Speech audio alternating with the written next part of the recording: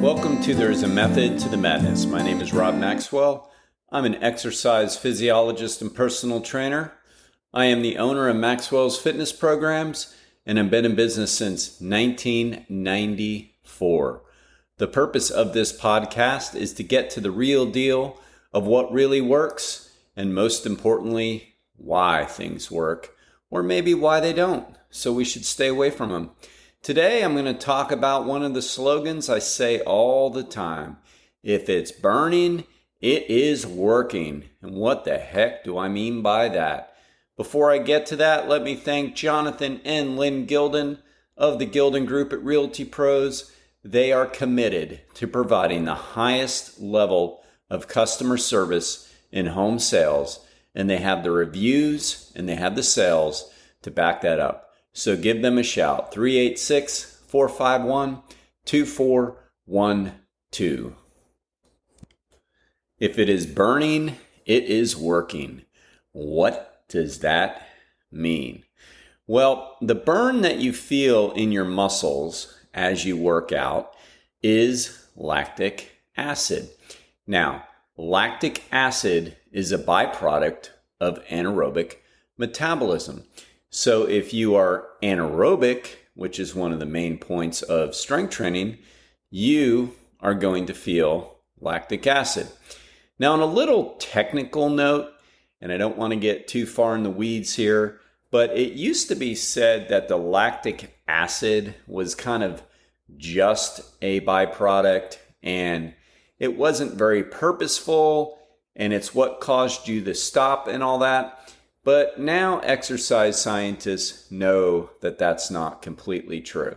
When lactic acid is present, then you are going to go through a different kind of metabolism where your cells, your muscle cells become more acidic, and that is the burn that you're going to feel versus alkaline, and that is going to stop you in your tracks. But it's not necessarily the lactic acid that does it. I know it's basically semantics, but I do want to make sure that everybody knows that in case you were wondering. But at the same time, when we feel that burning sensation in our muscles, that means we're doing what we need to do. We kind of get wrapped up into what we call the acute program variables, and they are important. It's not that they're not. It's just that they are kind of like what lead us to where we want to be, which is muscular failure, muscular fatigue, breakdown of the muscle fibers, all that kind of stuff.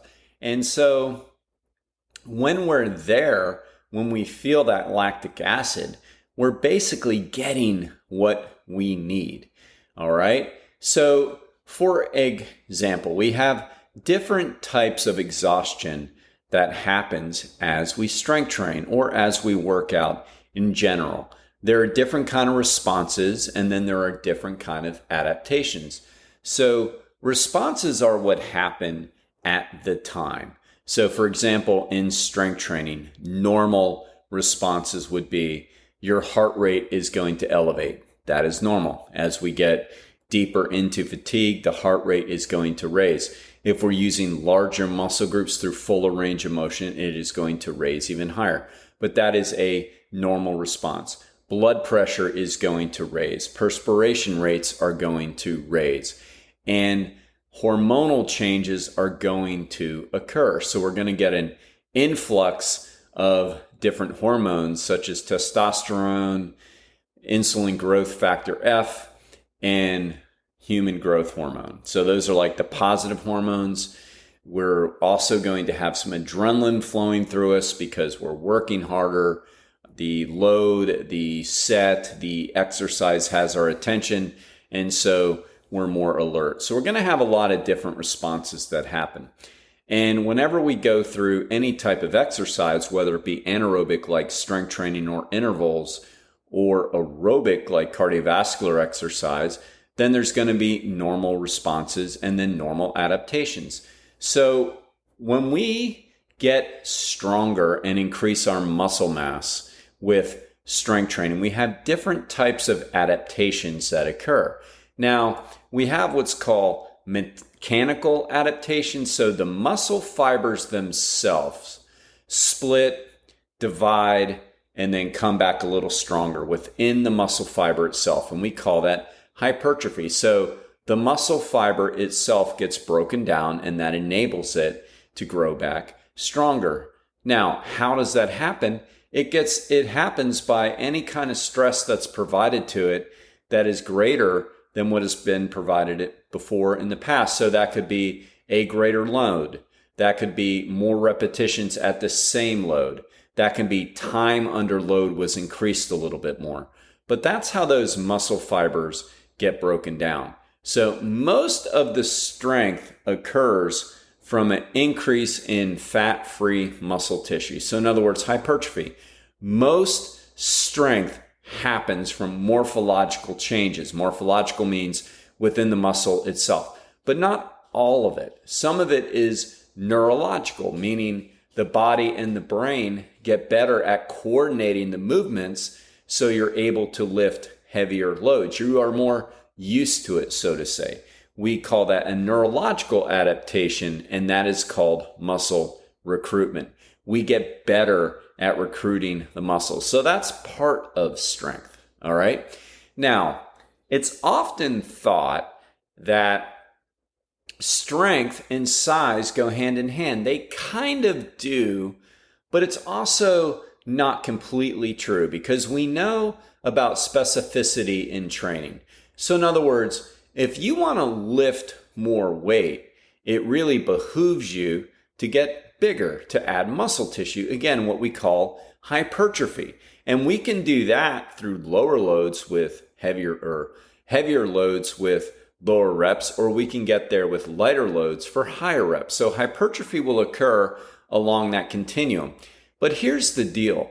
If you're not used to lifting heavy weights, like a lot of what you do is in, say, the 12 to 15 or even the 15 to 20 range, which there is nothing wrong with that, and I'm going to get to that, then when you lay down and try to do, say, we're on a bench press and you try to do a 5-rep maximum or even heavier, you might have the muscle tissue for it, but you may not have the recruitment ability, and you darn sure aren't used to what that feels like when it is unloaded from the rack. It feels very different.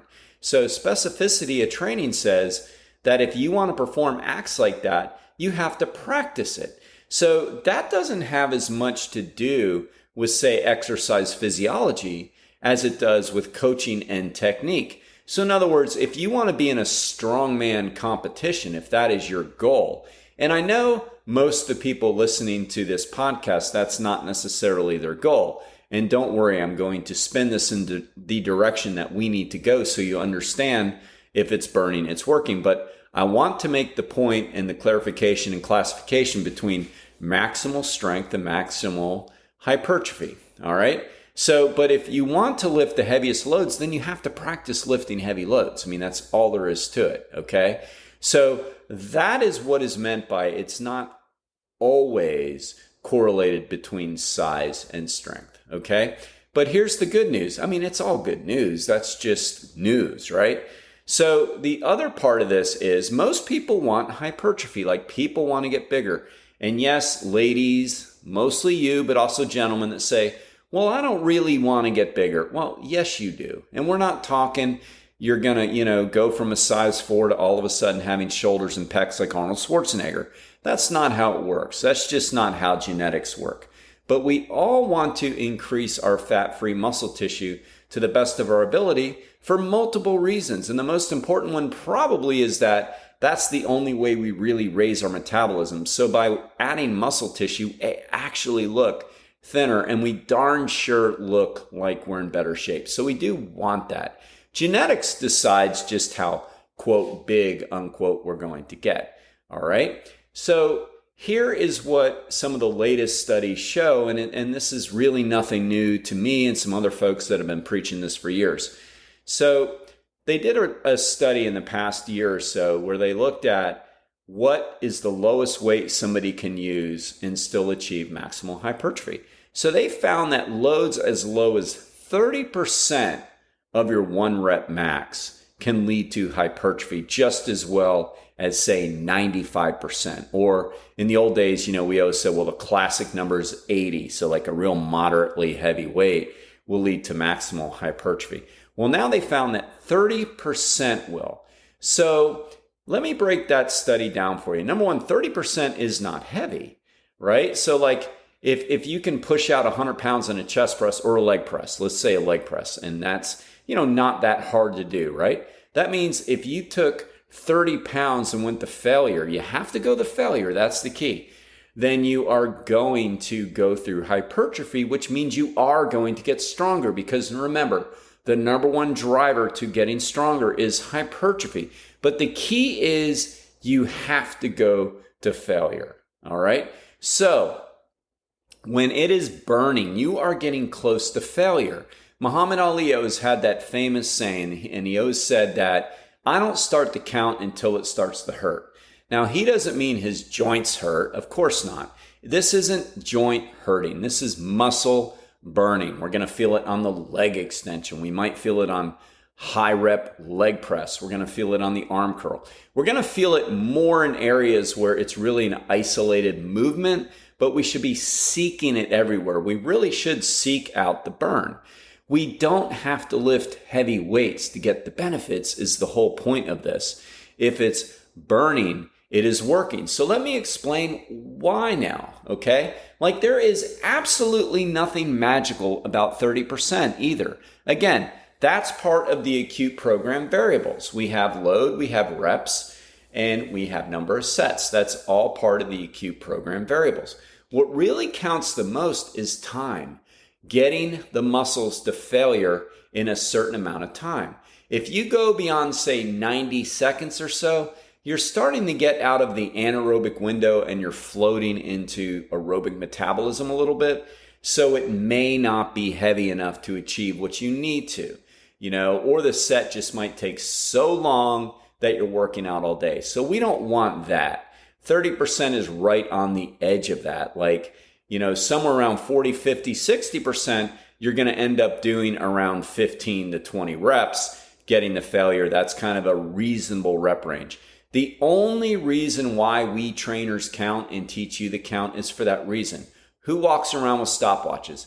Now, you can technically just say, I'm going to grab that load over there, and I do this a lot with my own training. I work out alone. I love to work out alone. I love to turn it into kind of a meditative thing. And oftentimes I'll pick up the load that I know will get me there. When I say there, that means the failure. And I simply will just go until I can't. I don't know how many reps I end up with. I really don't know, because I know it doesn't matter a whole lot, right? If it starts taking too long, I know again the load is too light and I simply increase it a little bit. But we count because people are very numbers oriented. They want to know how many. It gives us kind of a thing to shoot for. It gives us goals. Nothing wrong with that. We keep charts like that. But ultimately, a good qualified trainer understands that those numbers do not need as much attention as we give it, right? Some people know that, some people don't. And again, I don't want you get mad at yourself if you go, I'm too numbers oriented. Don't worry. Just understand the method to the madness. Just understand it really. The form counts, of course. Number one, getting to failure in good form is really our ultimate goal. If we start getting over 20 reps, it's probably too light. It's time to increase it depending on our cadence and pace of the repetitions. But what happens then, that doesn't happen at the lower rep ranges. In other words, the shorter time increment. If you're doing 5 to 8 reps, it's probably around 25 to 30 seconds at the most. You're not getting the influx of the hormones we want for muscular growth. So we can get stronger without all the hypertrophy. Most people want the hypertrophy. Longer in the set, we're going to get the human growth hormone, the insulin growth factor F, and the testosterone. Yes, ladies, you too. We're going to get all those positive hormones that when they decrease, we start to have hormonal issues as we age, right? So we don't want them to decrease. We want to do what we can to always promote them. Okay, so that's what happens when we get into longer sets, and it's important. So in a sense, they are two different things. If you want more size, we are going to have to do more higher reps to failure. here's another little inside information for you. The classic 8 to 12 rep continuum that is used for everybody was based on a 6-second repetition. So that basically equates to like 48 to 72 seconds if you're doing the math at home for 8 to 12 repetitions. So it's not that it's magic, it's just that it fit right in the middle of that anaerobic window, right? So it's all about the feel, the time under load, and getting to failure. So when I say to you, if it's burning, it's working, don't look at me like I have 3 heads and go, I don't like that muscle pain. Well, guess what? The muscle pain is good and the muscle pain is temporary. That's what we should be shooting for. Instead of trying to lean out of that burn, lean in. That's what I do. I turn it into a little game. I say, all right, there's that burn. There it is right there at rep number 14. There it is. How long can I now go? Because now I start to count.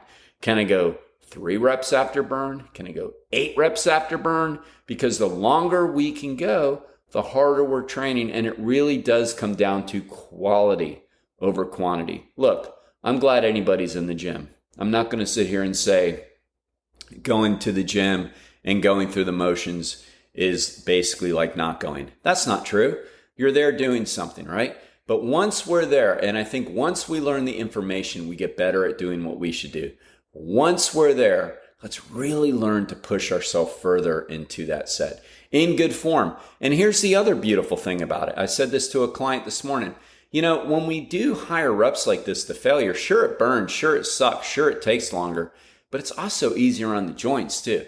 You're far less likely to get joint pain when you do higher reps. It hurts more where it should, but it really is also a little bit better for our joints too. I'm not saying low reps is bad for your joints. It isn't, but it's riskier because you may be paying less attention.